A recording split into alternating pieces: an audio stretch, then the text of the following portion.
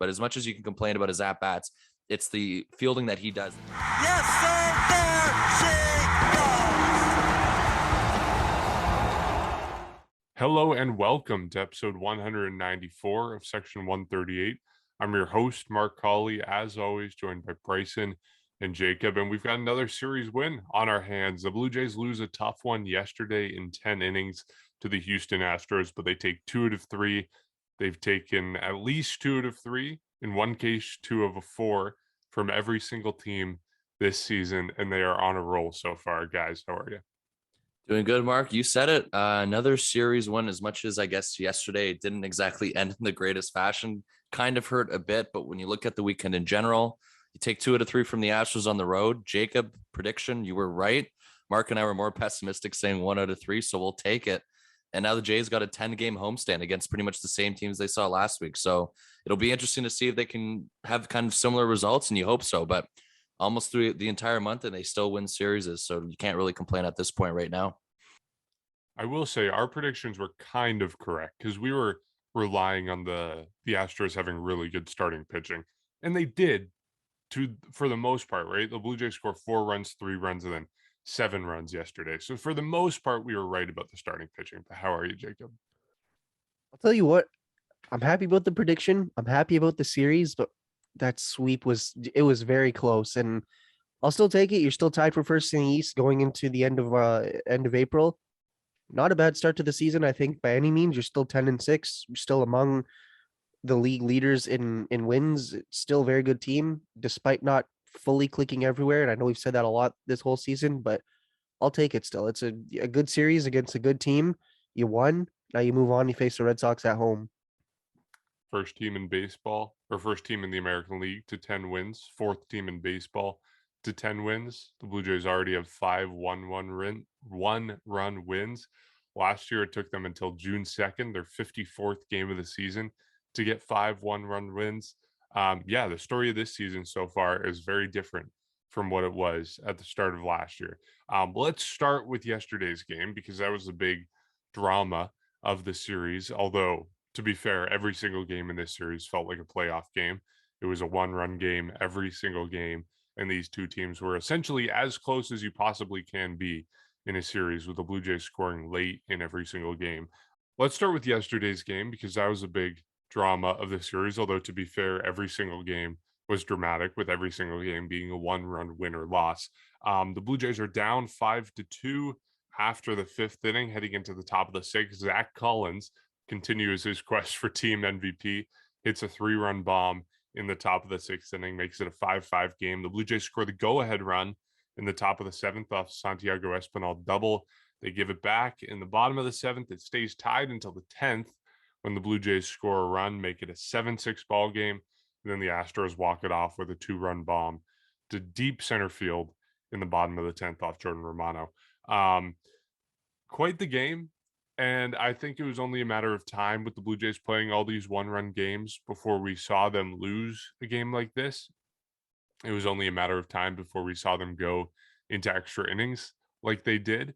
And I know this kind of brings flashbacks to last year, but like we said, it's 2 out of 3. You cannot complain about taking 2 out of 3 from the reigning American League champions and having started a season winning all these series and being the first team in the American League to 10 wins. So a little bit of a rough game, a little bit of a rough ending, but even then you look at the bullpen, 7 relievers who combined to go almost 9 innings and give up 2 runs. Very strong performance from the bullpen, and the hitting, honestly, the best lineup performance we've seen since opening day, pretty much. They score the most runs, I believe, since opening day when the Blue Jays scored 10. So by and large, I'm not really upset with this. Even in the moment watching it, when that home run was hit, I figured it was a matter of time before this happened. The Blue Jays can't win them all. They're going to win some tough games. They're going to lose some tough games. And you still got to be happy with taking 2 of 3 from the Astros. Yeah, it still stings. And I really hate saying this, but yeah, you can't win them all. And you want to win them all, but it's not feasible. But still, like, a good game. I think if you want to look at these kind of behind the scenes numbers, Vladimir Guerrero Jr., two hit game. Zach Collins, as you mentioned, 2 hits. Lourdes Gurriel Jr. 2 hits. Matt Chapman had a good start to the series, went 0 for 5 in this third game, but still, the offense overall is doing its job. Even Yusei Kikuchi, only 3 2/3 innings. I thought, I mean, it was an okay start from him. Bullpen definitely rebounded.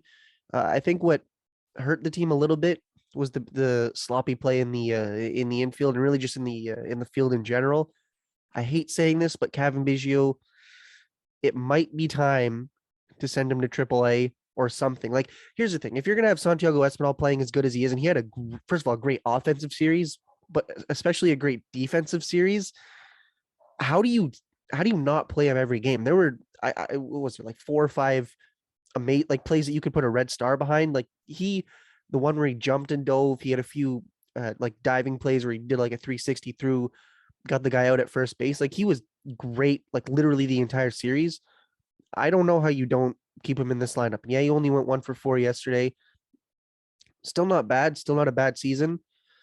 It's just I think the argument to keep Cavan Biggio on this lineup or in the on the roster in general is it's losing a lot of merit. Like he can play a lot of positions, but can he play all these positions extremely well and can he hit very well? Not entirely, at least not he hasn't shown it this season to start, but I still think it was a very promising series, promising game despite the loss. I mean, with Jordan Romano, we've called him one of the best closers in baseball, at least this season, and for a large portion of last season. Things like this are bound to happen, and it's just at this point, I think the best way to put it is what it is, and you don't want things like this to happen, but you take 2 or 3. I mean, I don't think there's ever been a team that goes lossless in a season or that's never lost a tough game. So I'm not worried. Eventually, it'll get a lot better, and you start a homestand. All you can do is win these series, and you'll have a fantastic season.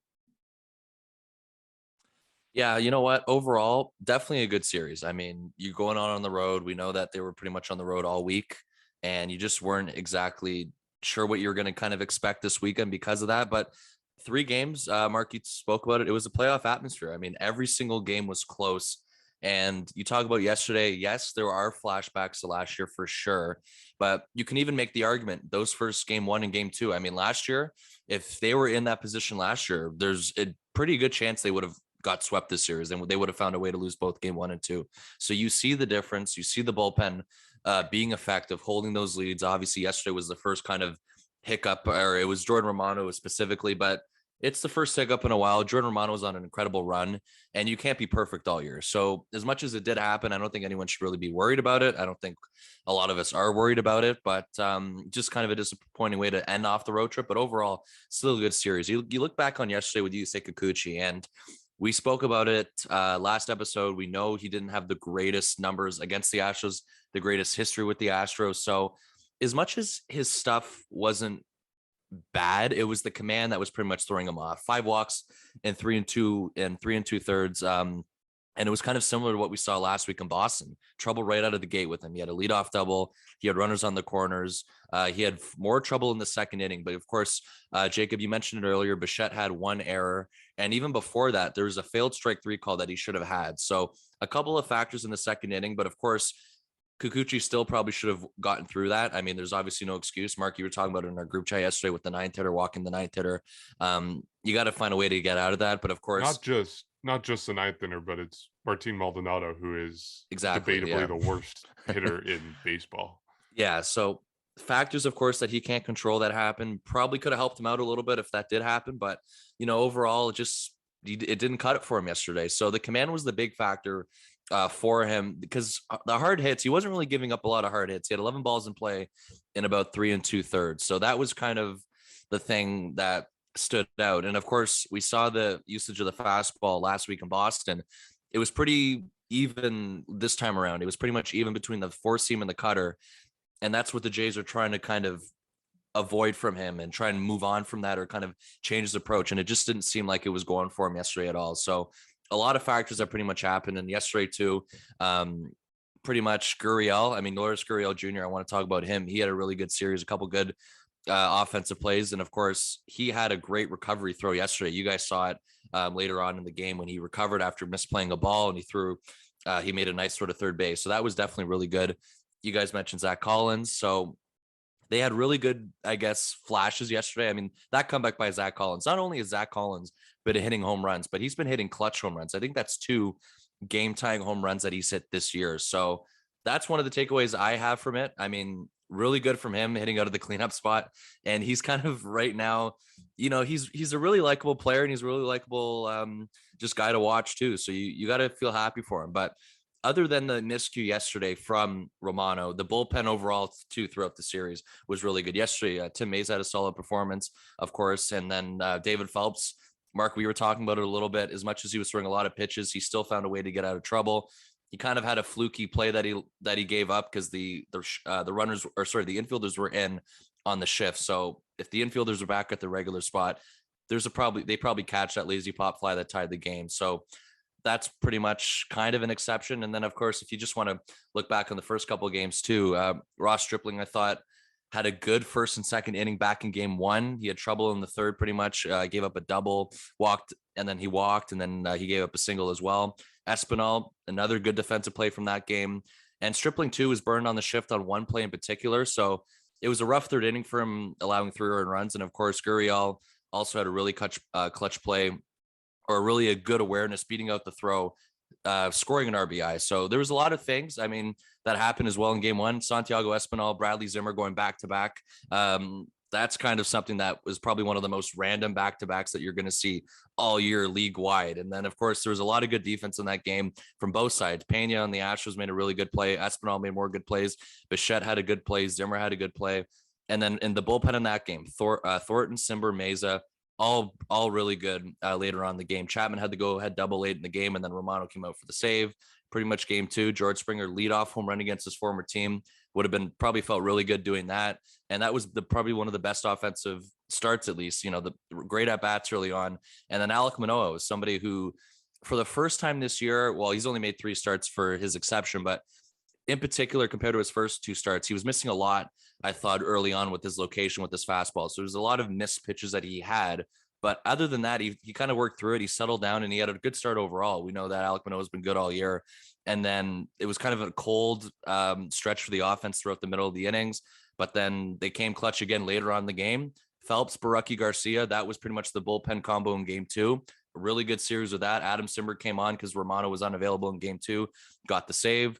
And one thing I found really interesting from that, and my highlight was that, is that apparently, or when you look at it and you can kind of make the argument and you can understand what happened, was Jimmy Garcia was technically the closer in game 2. But what I mean by that is he came out in the 8th. He came out earlier because he was facing the meat of the order. He was facing the middle of the Astros order. So the fact that Charlie Montoyo brought him out in the 8th to face the high leverage, I guess in a high leverage situation, he was facing the middle of the Astros order. He got out of it. He got Adam Simber. It just shows the flexibility this bullpen has. This is something that Montoyo could not have done last year. So that's why I thought it was a really interesting thing that he kind of put together in game 2 without Jordan Romano. And Adam Simber came out in the 9th and finished it. So overall, really good takeaways. I think the bullpen is probably one of my takeaways this series, just because of the late inning work that they've done. Santiago Espinal with his defensive plays, with his offensive plays. And of course, you got to also give Gurriel a shout out too for his clutch hits throughout the series as well. And I'll give Zach Collins another shout out because he's been absolutely raking at the plate throughout the entire month. So you love to see that on to Boston this week and a start of a 10-game road trip. 10-game homestand.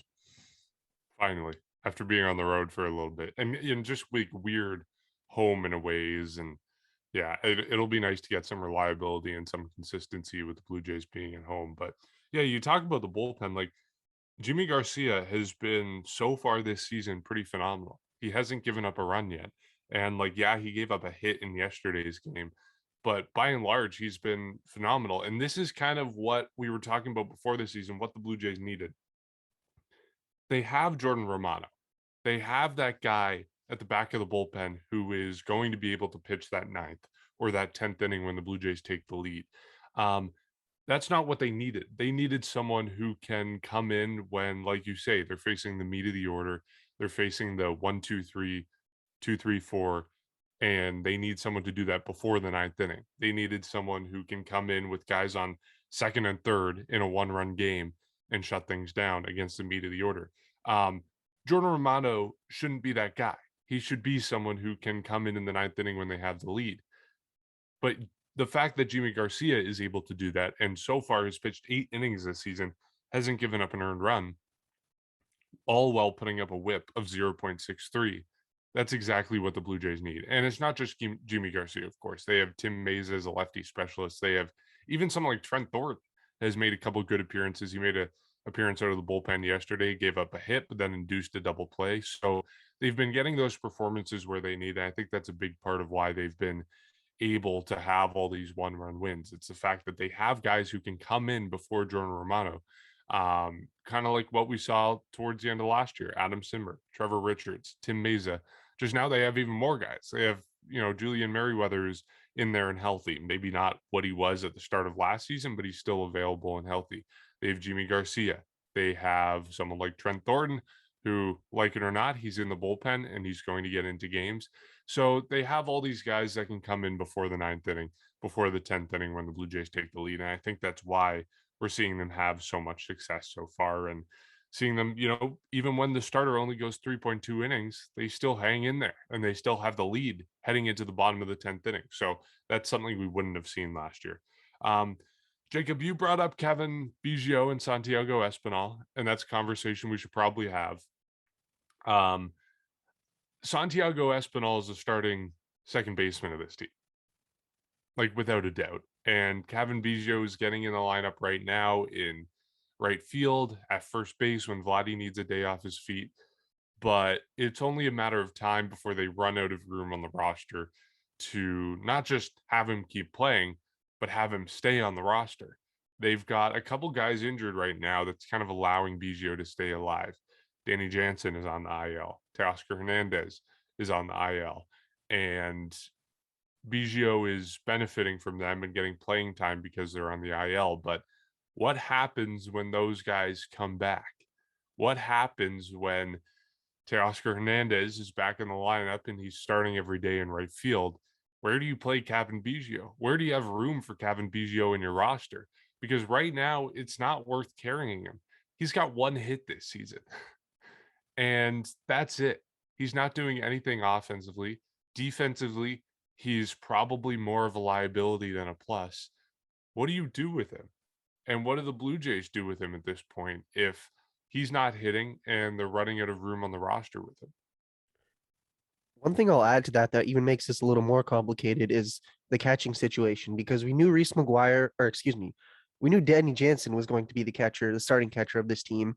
Reese McGuire, like I said, he was traded, so he's out of the picture. But Alejandro Kirk, not necessarily getting things going this season. I mean, his average is up to 244, but hasn't necessarily been exactly what the team expected him to be early in the season. Yes, but still, I don't necessarily you're going to carry two catchers. So assume he's on the roster. Zach Collins, I don't think you demote him by any means. And do you demote Alejandro Kirk? I mean, he can catch, he can DH, but the other two catchers also catch. So do you throw him at DH and then something like that? I don't know. But that's the thing. You now have three guys that play catcher that can hit. Maybe not as good as the other guys, but they can still hit at least. I don't think that Cavan Biggio stays on this roster by the time the rosters go down by two. It's unfortunate. I would love to see him on this roster. I'd love to see him rebound. He's a big part of the clubhouse. But when you need to win games, you cannot have a guy not know how to throw and not know how to hit. It's not the way. That's not how you win games. And I hate saying that, but everybody else is going to stay on this roster. Nobody pretty much everybody except the catchers are not on the chopping block. I don't even think the catchers are on the chopping block. I just think that it was unlikely that you carry three catchers. It's just a little bit different now. And obviously with Teoscar Hernandez, I don't think they carry five outfielders. You're probably going to send down Bradley Zimmer, keep Raymel Tapia as your fourth outfielder. Zimmer's out of options. So that even complicates it a little bit more. Yeah, but yeah, so there's going to be a lot of interesting decisions made in the next couple of next couple of weeks. But yeah, as for Cavan Biggio specifically, I really don't like saying this, but I don't know where he fits on this roster if he can't provide at least something for this team. Like we talk about Matt Chapman, how first of all his bat is definitely heating up, but we knew that he was a defense first guy. Cavan Biggio is not anything first, and it's unfortunate, but I really just I can't see where you fit him in the lineup. Like you're not going to, if you have the option to put any of the three catchers or Cavan Biggio in the lineup, you pick that other catcher or something like that. And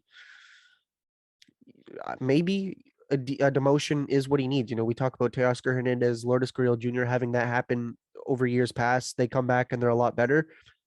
Maybe that's all he needs. Who knows? But the argument to keep him on this roster, and I said this earlier, but the argument to keep him here is very insignificant at this point, and unless he proves otherwise, like at this point, who do you substitute for him on the roster? And that will eventually be answered. We'll see in the next couple of weeks, but I doubt that he's here beyond what are we at? April 25th. I doubt he's here beyond May 5th or May 4th by this point. It's a tough one. It really is, but you guys are right. Like Santiago Espinal has won that job. It's complicated because of what you guys were saying. And you look at yesterday too. I mean, Biggio had a pretty big miscue at first base yesterday.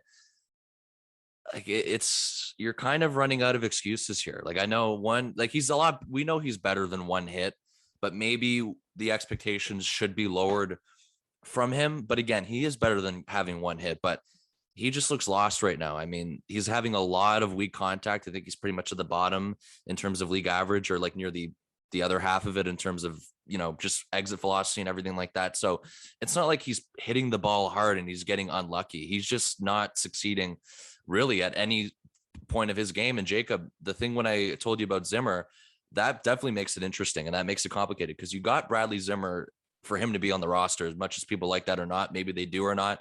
He's going to be here. His defensive play is pretty much what saves him from being in the major leagues.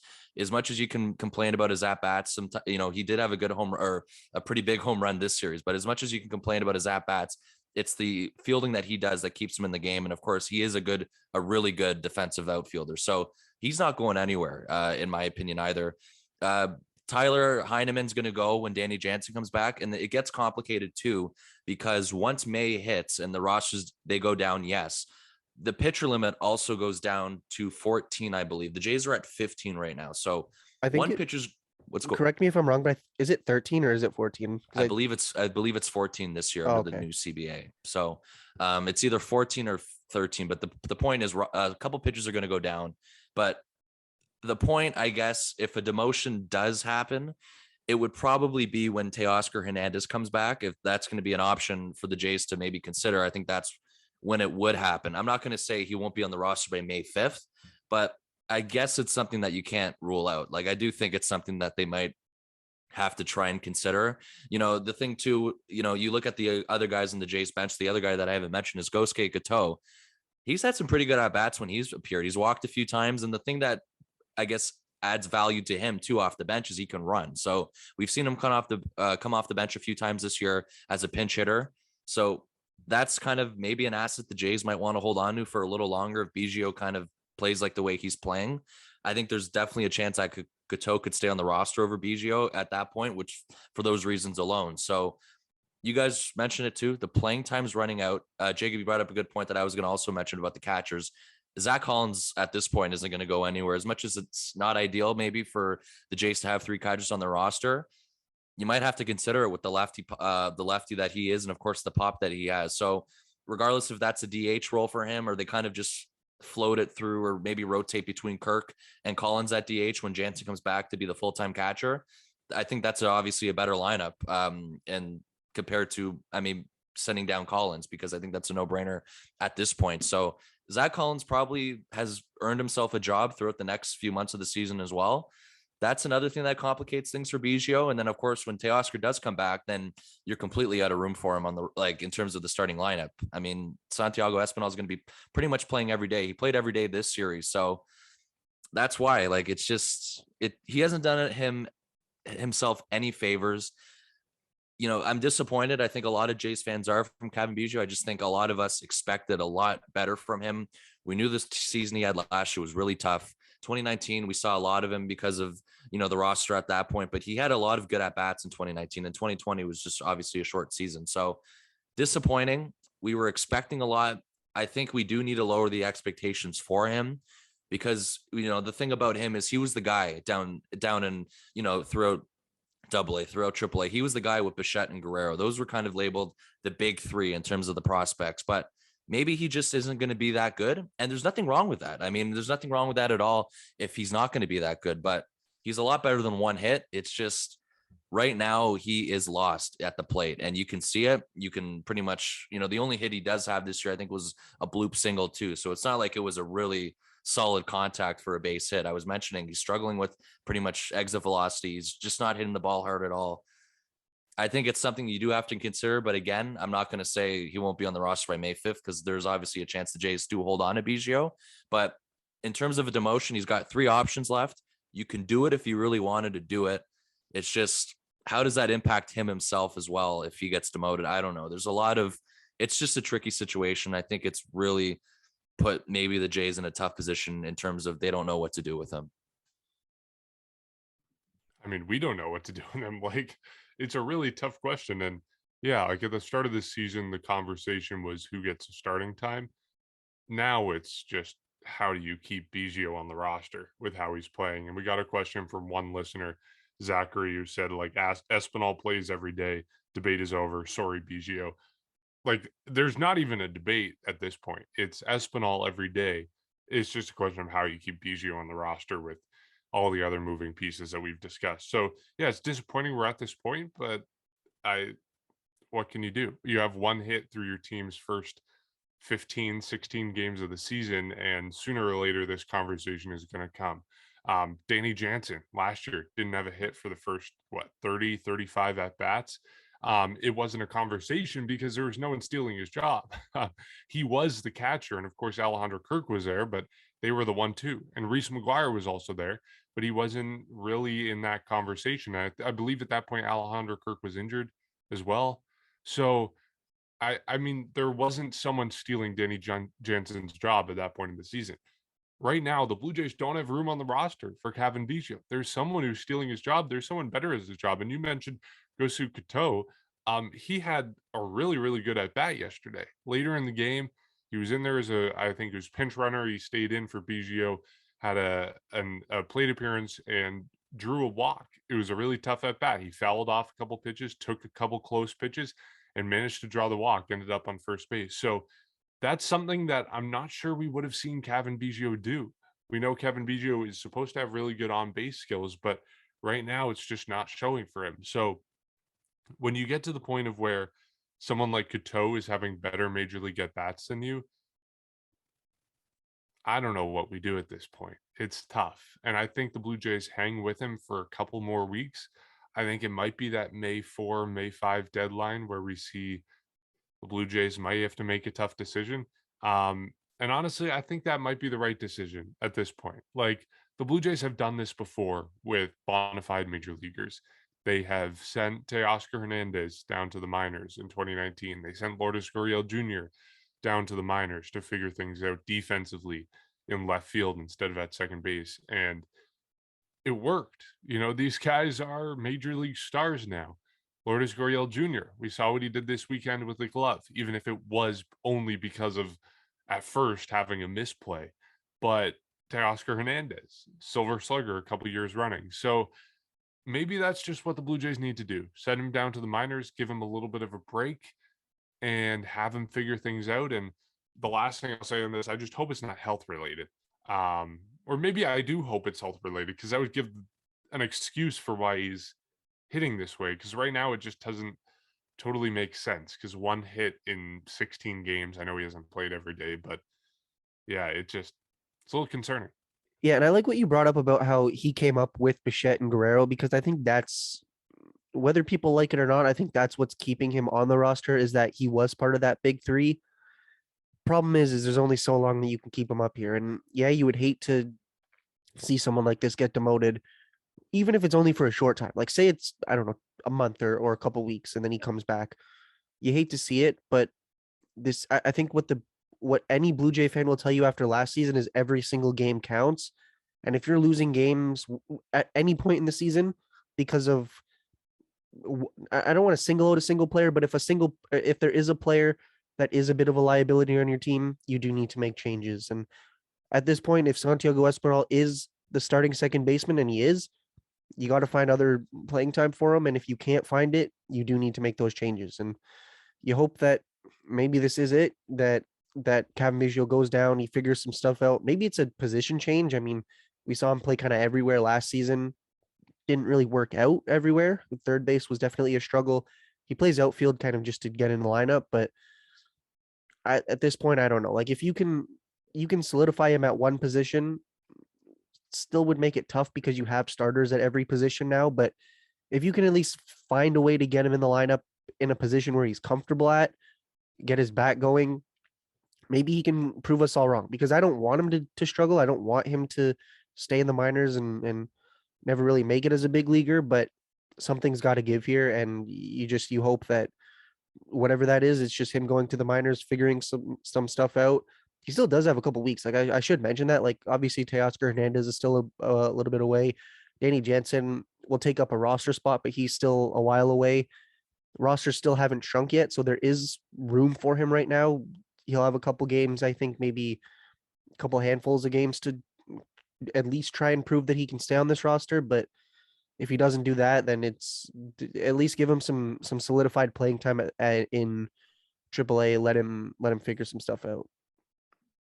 Yeah, and he's gonna get some at bats still within the next few weeks. I'm still not completely sold it's going to be as much as we've seen from him. I mentioned to you guys at the beginning of the series that Zach Collins is taking reps at first base. There was a situation yesterday where they were pretty much talking about it on the broadcast too, that kind of a prediction was when Alejandro Kirk came in as a pinch hitter, maybe you move Collins to first and then you have Kirk catch. That was not the case. Cateau came in instead. But all I'm saying is Collins is eventually going to get reps at first base too. It's going to be interesting to see where he fits in the lineup then. You know, Espinal, you guys were talking, we all know this, everyday second baseman.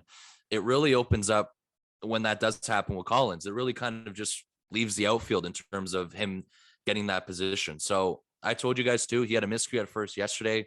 Maybe isn't the most comfortable at first base. I'm not sure, but right now it's pretty much going to depend on whenever Teoscar Hernandez comes back. It's not going to be a move from Jansen. It's going to be pretty much Teoscar Hernandez when they really kind of determine that. So, and until then, there's not really anybody down in Buffalo where you want to make the change right now. So I think it's something that you can afford to kind of handle for the next couple of weeks.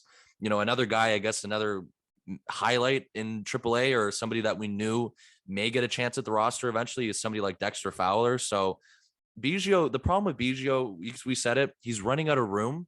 And there's even guys in Buffalo that are creeping and kind of hanging around there. So he's in deep trouble with I guess his fit on the roster. Like it's just people are playing well. People are behind him in Buffalo. There's depth. And that's why they can't afford for him to be like this all year. So he's going to get opportunities. I'm sure he's going to get in a couple games easily this series. And then of course it's a 10-game homestand. So he's going to get opportunities until that. And I think at the end of the homestand, it'll be May 4th. So maybe at the end of the homestand, we're going to have an answer, but until then, or until Teoscar Hernandez is back, we know that he started hitting light progression when he stayed back in Toronto throughout the road trip. Somebody like Hyun-Jin Ryu starting to throw again too. So these guys are on the way back. It just, time isn't exactly on his side as much as it's not, you know, right up against him right now. It's just, you can see it slowly approaching as we go game by game here. So I'm not sure, but I think with him, you got to keep the option open for a demotion for sure. It's something that I'm not even sure the Jays really know what to do right now, just because of how complicated it is. We all three of us are kind of out of answers right now at this point. So, you know, you hope he plays better, obviously for the team and for himself too. Like you can definitely feel that he's struggling right now, and he probably knows what's going on too. It's probably, you know, pretty easy to figure out and kind of forecast what's going on. So just all of that with him, you hope that he figures it out, and he's a much better player than this too. So that's why you want him contributing to your lineup in different ways. You want him to be that guy that can come off the bench in days he doesn't start. You want him to be that guy that can maybe start the odd time in the outfield or maybe at second base, just for an example, even though that's not going to happen, to contribute in some sort of way. So we'll see, but time's running thin. He's got about, I'd say, another week and a half before we definitely get that answer. Yeah. So week and a half. What would you say? 20 plate appearances, 20 at bats? I'd say around there. Yeah. To figure things out. And if he doesn't, that's probably the deadline, might be the end of his time with the Blue Jays, at the very least, his end of the time with the Blue Jays for now, being sent down to AAA. So we'll see what happens there. Another guy who's sliding right now and struggling is Bo Bichette. This kind of reared its ugly head in yesterday's game. He was up with, we mentioned the Cateau walk. He was up with Cateau at first in the ninth inning, top of the ninth. 2 outs, Vladdy on deck.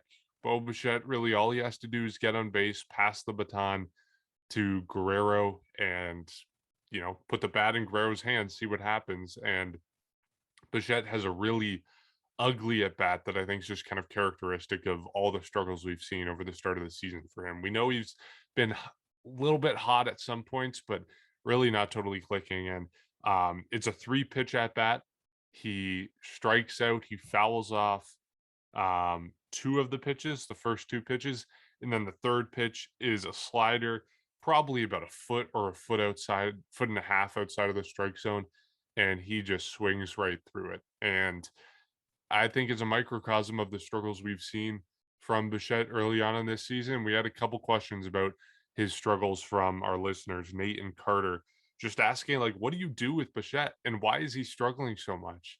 At this point, who knows why he's struggling, but we've had the conversation before about his approach at the plate, his free swinging tendencies, whether that's something the Blue Jays need to reel in, whether it's something he needs to reel in. And basically the verdict we've always come to is that's not the solution. Like, this is who he is as a player, and he's going to swing through those pitches, and he's going to run hot, and he's going to run cold. But at this point, you're getting, 2-3 weeks into the season, and he's hitting 217. And those aren't horrible numbers, but I think it doesn't fully portray how hot and cold he's been. He's had a couple good games, started the season with a good game in the home opener, I believe, and then really ran cold for a week, and then another couple good games, and then ran cold for another week. So I don't know what you do at this point there, but it's frustrating when we've seen Bichette so many times strike out or have bad at bats with guys on base, with 2 outs and Vladdy on deck.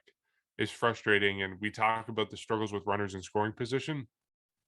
I think if Bo Bichette is hitting better, we're probably not talking about runners in scoring position. I think it's that simple. So I don't know.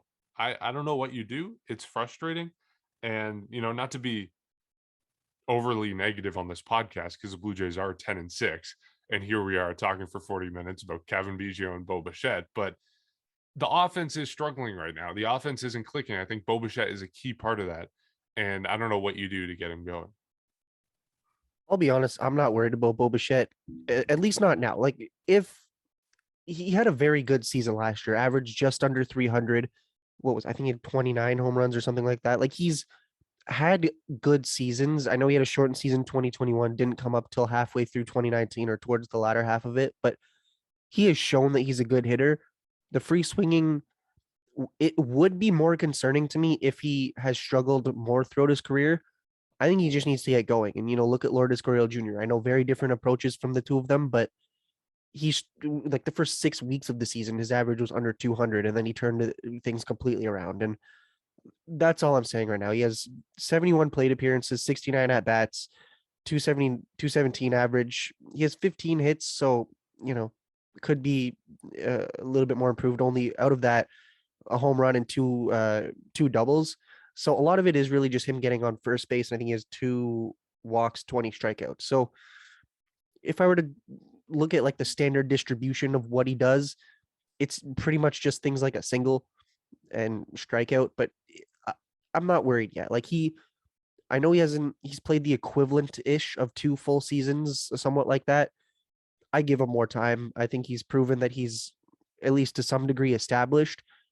Maybe by the end of April, middle of May, if it's still kind of trending in this direction, I think then you start to tweak his approach a little bit, maybe be a little bit more selective, because here's the thing. If you get a strike, you have to swing at it if it's 0-2 count or any 2-strike count. But I think one of the issues is he'll frequently go from starting the at bat to just down 0-2 or 1-2 within like 2 or 3 pitches. That'll definitely eventually get to you. Like, if you're consistently on your final strike, it will more often than not, I think, lead to an out or not lead to any type of favorable result. But as of right now, I give him a bit of time. I say I don't know if middle of May is a little too much, but I give him at least till the end of April to turn things around before you start working with him and tweaking his approach, because he's not a guy that is going anywhere. Like we talk about it with Cavan Biggio, there's no one taking his job by any means right now. I say you give him a little bit more time because we've seen what he can do. Like he's established himself throughout his first two season equivalents.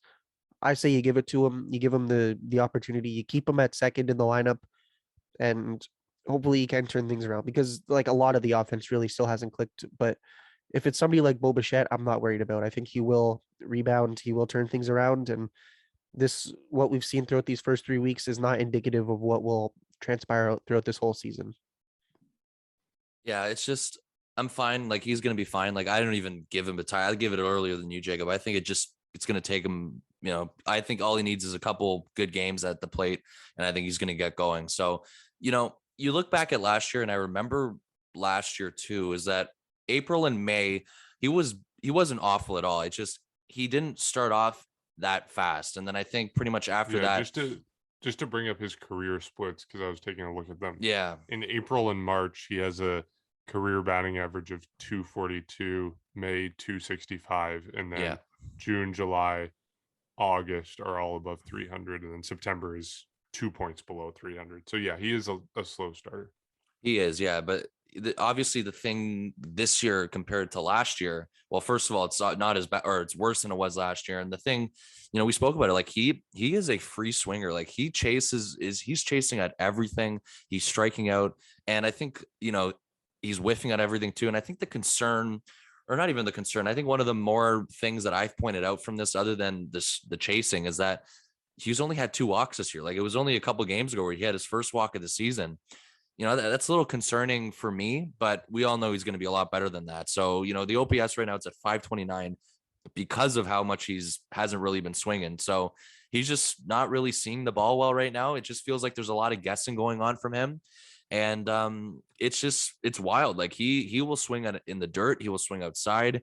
He just does not really care in terms of that. So he just swings at everything. So he's got to have a better approach. We know this. He's got to see more pitches. He's got to take more pitches when they're outside of the zone, and it's going to slowly get better. I still wonder if they move him down to cleanup at some point. I don't know if that's ever going to happen. It's just that they've been sticking with the same lineup now throughout the entire month. But for somebody like Matt Chapman, who's starting to heat up, he's got history in the 2 spot.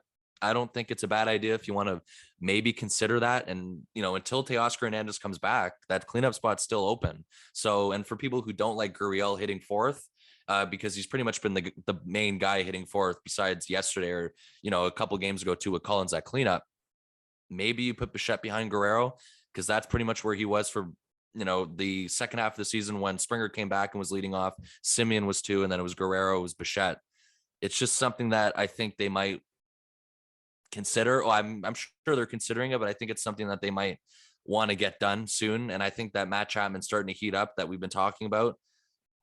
I just bring up Chapman a lot because he had a lot of history in the 2nd spot last year with Oakland. So I think if they want to do the swap, I think if they're going to do it, I think now's the time to do it until Teoscar comes back. And it's nothing against Bo. Get him going, get his swing back, and reevaluate when Teoscar Hernandez comes back. But I do think it's something that I wonder how long until it happens, or if it's going to happen at all. We haven't seen it at all for it to happen. Like they've been rolling with the same lineup every day. So I just wonder about that in the back of my head. But for Bichette, yeah, like I don't think anyone's really concerned. I just think with Bichette is sometimes he can be frustrating to watch as much as he's really good. Like we all know the errors too that he's made. But on the other hand of that is people aren't really talking about that enough, is that he's also made a lot of good defensive plays. Like it just feels like there's been a lot of both.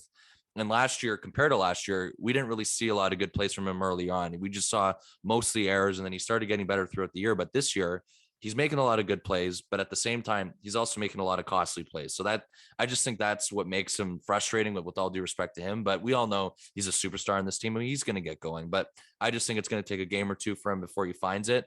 And then from there, I think he's just going to take off, and there's no looking back from him.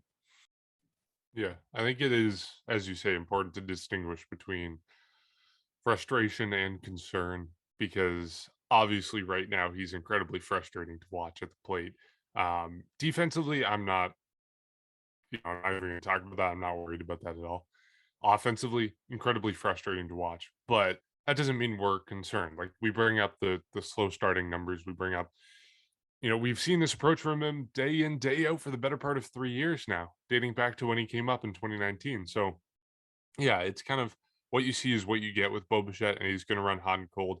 It's just incredibly frustrating to watch right now, especially when you mentioned the formation of the lineup. And I think the Blue Jays do have choices now where they didn't have choices a week ago, with Matt Chapman being hotter. And, we talked last week about Cavan Biggio maybe taking that spot. Boy, oh boy, how far we are from that conversation. But yeah, I I stand by the fact that I think I would prefer Bo Bichette in the number 4 spot, in the cleanup spot. I think I don't know if he feels better there, but he certainly looks better there. And I think the job we know George Springer is a free swinger. George Springer likes to swing early and often. That's okay. It works for him. It's an approach that works. Go ahead and do it. Same thing with Bo Bichette. We know he likes to swing early and often, and oftentimes late in counts as well. When that's working for him, yeah, sure, go ahead. That's fine. I think when it's a problem is when those two guys are ahead of Vladimir Guerrero Jr. in the lineup. When Vladdy is coming to the plate in the first inning and the Blue Jays have seen 5 pitches and Bo Bichette struck out on 3 pitches, George Springer flew out on 2 pitches, and Vladdy doesn't know what he's walking into.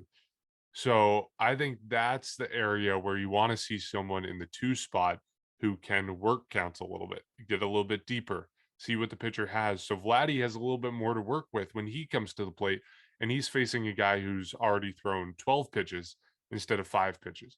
So that's why I want Bo Bichette to move to the 4th spot. And I don't think you can keep Bo Bichette in the 2 spot and ask him, hey, change your approach so Vladdy sees more pitches before he comes to the plate. Like we said, this is who Bo Bichette is. You don't want to change his approach because he's had success with it. I just don't think it works out of the 2 spot. So, yeah, now that the Blue Jays have options, I think they should entertain the possibility of moving Matt Chapman up in the lineup, moving him to the number 2 spot. Maybe it's something as well as moving Lourdes Gurriel Jr. up to the 2 spot. I know he has a long swing and he is kind of more that free swinger type, but that's someone you could entertain moving as well. I just think it's not working right now, and Bo Bichette is more of a prototypical number 4 hitter. I think the Blue Jays should make that move. And this kind of goes against what I was saying last week, where lineup changes are a little bit of hogwash.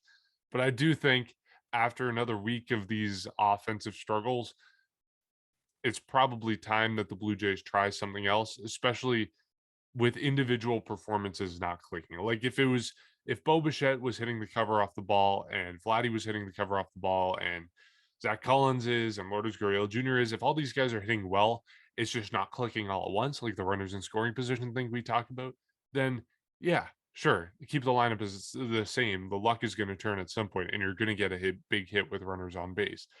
It's just right now you're not getting those hits at all, whether the runners are in scoring position or not. So that's when I would entertain the change. So it's not concern, it's frustration, but there should probably be a couple changes made, I think.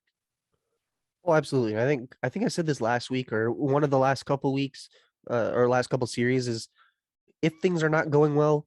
That's what it was. We're talking about moving Vladdy. So yeah, if obviously for him it's going well, you're not going to move him. But if things aren't going well for the rest of the lineup, you have the offensive pieces to move things around. You have guys that have hit all through a lineup in their career in like different teams. So yeah, like I'm not I'm not against moving anybody as long as it works. If it doesn't work, like I'm not saying you move Matt Chapman to second and then he goes 0 for 3 with a walk and then you say, okay, well, it didn't work. But like obviously that's not how the Blue Jays would operate.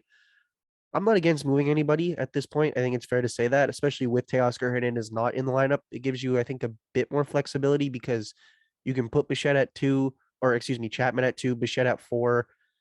If it works, I don't know, maybe you apply that to when Teoscar Hernandez is back or something like that. But I wouldn't be surprised if there is a few changes for today's game. I know the lineup isn't out yet. It's still a couple hours away from that, but I wouldn't be surprised if there's some changes, and I wouldn't be against any changes because yeah, you're 10-6. Yeah, you're among the top teams in baseball, but it easily could be a lot worse. And I hate to be that pessimistic, but it easily could be a lot worse. And why not change? As much as I would say, if it ain't broke, don't fix it. It easily could be broke right now, and it's worth, I think, looking into making a few changes. Matt Chapman has heated up. Lourdes Gurriel Jr. heating up, or at least not starting slow like he did last year. Why not make a few changes? And if it works, it works. Then you know what you can do going into the rest of the season. But as of right now, like if the lineup were to stay the same tonight as it did in the series against Houston, or at least the regular configuration, I wouldn't be against it. But at the like, if you have the opportunity to make some changes, see what you have, absolutely go for it. Yeah, and for individual performance too. I mean, Chapman's not the only one heating up, which is obviously really good. I think Kirk's starting to see the ball better. Tapia, he's starting to see the ball better too. He's getting a lot better at bats. I'm not saying those are guys that are going to hit too. I'm just saying in terms of individual performance. So it's good that the lineup slowly, those guys at the bottom of the order are starting to figure it out. And right now, yeah, I mean, I think just once Bo Bichette figures it out too, I think it's going to be a dangerous lineup, in the lineup that we all envision, especially with Hernandez on the way back. And I think the thing with Bichette too, which can, just like key number, is that he's striking out almost 10% more than he did last year. So that just proves, as much as you can say he's chasing, it just proves that the results from the chasing are not paying off whatsoever. So frustrating player, but still a heck of a player to watch. And Bichette's going to be fine, but and it's one change. It's not like you're overhauling the entire lineup and you're dropping him down a few spots. I don't think it's anything major. So, and it's something that he's had experience with before, hitting cleanup, that we were talking about. And Mark, you were talking about the preference for him there. So it's not like it's new to him dropping a 4 if they decide to do it. But I don't know if it'll happen tonight. Maybe it happens throughout the homestand. I mean, they have 10 games to do it before the end of the month. And then we'll see. I mean, it's just something that I think should be entertained. I think that's the right word to use. And if it doesn't happen, it doesn't happen. But I'm sure they're thinking about it. And I'm sure they're trying to find ways to just jumpstart him. And it's only a way to make him, or to jumpstart him, which will affect the entire team in a good way. So that's all they're doing. And I think there's nothing wrong with it if they decide to do it at some point throughout this homestand. Yeah. And all this being said, like, it's not doom and gloom for the Blue Jays. They are 10-6. They are, even if we talk about the offensive struggles, they're still ranked 9th in baseball in WRC plus right now. They talked about it on the broadcast yesterday with Arden Zwelling. Offense around the league is depressed right now. Like, no team is hitting like crazy. Seattle is right now ranked as the number 1 offensive team by WRC plus in the league, and they're at 127. And then it's followed by the Cubs and the Angels and the Mets and the Guardians. Like, there's some teams up there that were not expected to be good at all are getting a little bit lucky. By and large, offense is depressed all around the league, and the Blue Jays are top third of teams in offense, and they've been seemingly scoring like max 4 runs a game. So it's not doom and gloom. The Blue Jays are 10-6. The offense is still performing better than other teams are around the league. And it's only a matter of time before this all clicks. And the fact that they are 10-6 without the pitching clicking for the first week of the season, without the offense really getting going at all, they're in a good position. It's just a matter of time before things start to get going. And that's when the real fun starts. And at the same time, things haven't been clicking, and they've been playing really good teams. They've played Texas, which is really good offense. They've played Oakland, not a great team. That was their easy series, but New York, Houston, Boston, and they got a couple more against Houston and Boston and New York. So they're winning games against tough teams in the division and in the American League, and they're doing it all without an offense that's clicking, without a starting pitching that's clicking, and with Teoscar Hernandez and Danny Jansen out with injuries. That's a pretty good outlook. You got to be pretty happy with how things have gone these first weeks of the season. So, any final thoughts from you guys before we wrap it up? I guess just series predictions, 4-game series against the Red Sox. What do you guys think? I was the one with the hot take going into this series, or the last series with the Astros. Let me see who's starting. So today we have Barrios, Gosman tomorrow, Stripling And then I don't think a starter's been announced for the fourth game. Manoa So probably. yeah, probably Manoa. I'm gonna say a split. A split at worst. I don't think they're like. I don't. Do I think they're losing 3 of 4? No, I don't think they're gonna get swept. I think a split is probably fair. I'll be a little bit more generous. I'll go 3 of 4. I think you have Gosman on the mound and you have Manoa on the mound, and you can count on wins in those 2 games. So it's just a question of Barrios and Stripling. And I think you win one of those games, you lose one of those games, you probably lose the Stripling game. But yeah, I'll go 3 of 4. I'll say 3 or 4 too. I like the matchup. I know pretty much I think we're seeing the same pitchers that we saw last week at Fenway. And of course, the Red Sox will be seeing the same pitchers too. But, Tanner Houck is a big member of that rotation. He will not be pitching this series. So I think that's optimism there. I think Michael Wacha, who the Jays are very familiar with through the past with the AL East, I think he's going to start in his place. So you have him starting. I'm kind of going backwards here, but you have Nick Pivetta, who the Jays sit well, but he's just been off to a rough start in general. And I think tonight you have Nady Eovaldi. So I think these are matchups that are favorable for them. I'll agree with you, Mark. I'll say 3 out of 4. Okay. We'll see how it goes. Either way, 2 of 4, 3 of 4. It's a good series outcome. But we will see. And we will be back here, as always, at the end of this series to discuss whatever happens. As always, you can support our podcast by finding us on social media. That's at Section 138 Pod on Instagram, Twitter, and TikTok. And we're going to try to start doing a little bit more listener engagement stuff. So before we record, we're going to be tweeting out and posting on Instagram about call for questions, call for listener thoughts. You saw us incorporate some of those today, but follow us on social media to get more involved with that. You can also give us a rating and review on Apple Podcasts and Spotify, which just helps spread the word about what we're doing here. And then you can listen to our episodes wherever you find them, and you can watch them on YouTube. All right. Thanks for listening. We'll catch you next week.